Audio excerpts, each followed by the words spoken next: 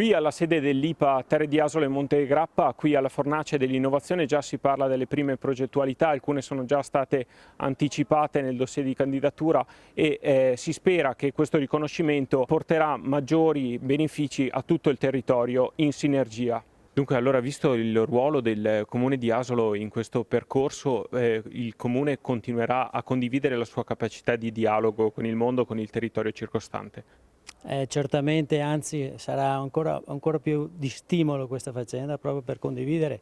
degli obiettivi comuni, che ormai la riserva di biosfera, l'ambiente e la sostenibilità non possono essere legati a un soggetto solo, ma devono essere divisi e distribuiti nell'intera comunità. Allora, sicuramente Possagno è noto al mondo per Canova e indubbiamente il centro di Possagno è Canova, però Possagno ha tante altre peculiarità, tra queste c'è proprio la montagna, c'è il nostro paesaggio, penso al Monte Pallon, penso al Sacello della Vedetta, alla Cima della Mandria, penso al recupero delle trincee fatto proprio all'interno del Monte Pallon col percorso della memoria, quindi tante altre opportunità per il turista di venire a vivere il nostro territorio che sa dare tanto dal punto di vista della cultura ma tanto dal punto di vista del paesaggio e questo riconoscimento ne dà ancora una volta una sottolineatura e ci dà lo slancio per pensare ad investire anche su questo, non solo su Canova.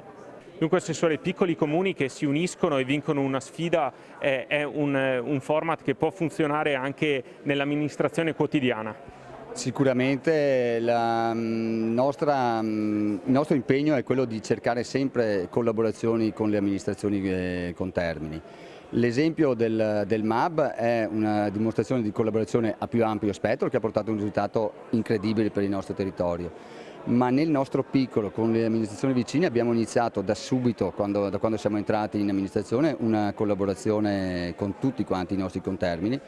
e non ultima vorrei ricordare una collaborazione che ci ha veramente portato grosse soddisfazioni, quella con il Comune di Cornuda e il Comune di Valdobbiadene per il trasporto di alcuni bambini disabili alla nostra famiglia. Queste sono le cose su cui bisogna puntare e la collaborazione tra i piccoli enti porta sicuramente e sempre grossi risultati.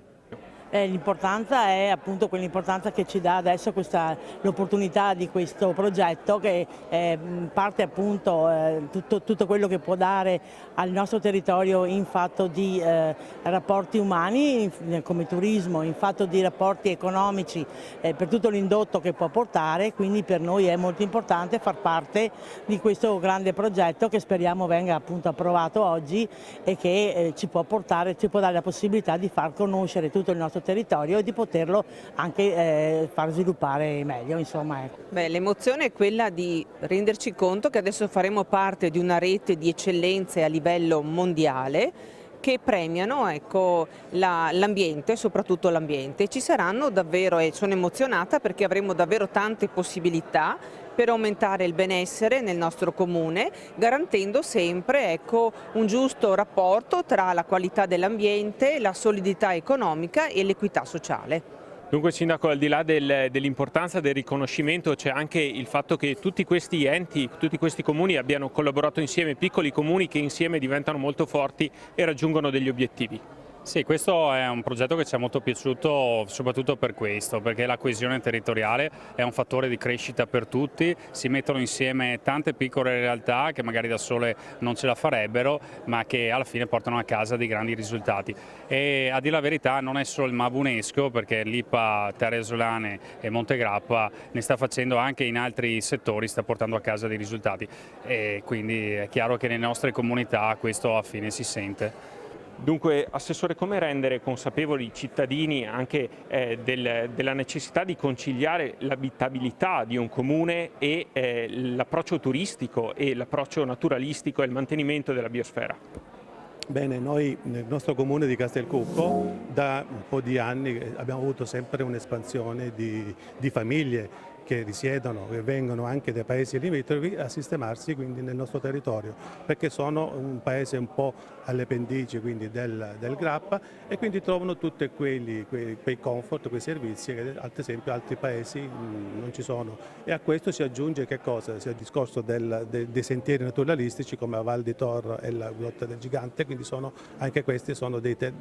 momenti in cui possono benissimo le famiglie passare quella mezza giornata nei sentieri naturalistici, ecco, quindi diventa apprezzabile da parte della popolazione, ecco, che viene nel nostro territorio. Ecco, e voi li mantenete anche con il volontariato? Certo, molte sono le attività di volontariato che vengono fatte nel territorio e quindi su questo bisogna dare veramente ringraziare tutte le associazioni che si danno da fare nel fine settimana a ripulire i sentieri, quindi a dare questo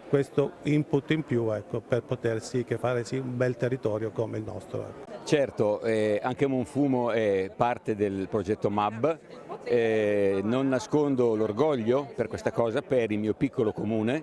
per il risultato che abbiamo ottenuto, orgoglio e consapevolezza del nostro territorio e della cura che dobbiamo avere del nostro territorio, perché è un territorio bellissimo ma difficile e mi auguro che con questa annessione, partecipazione al MAB ci siano anche gli strumenti per fare in modo che questa cura del territorio abbia le risorse necessarie perché possa essere fatta, perché la difesa del nostro territorio è sacrosanta.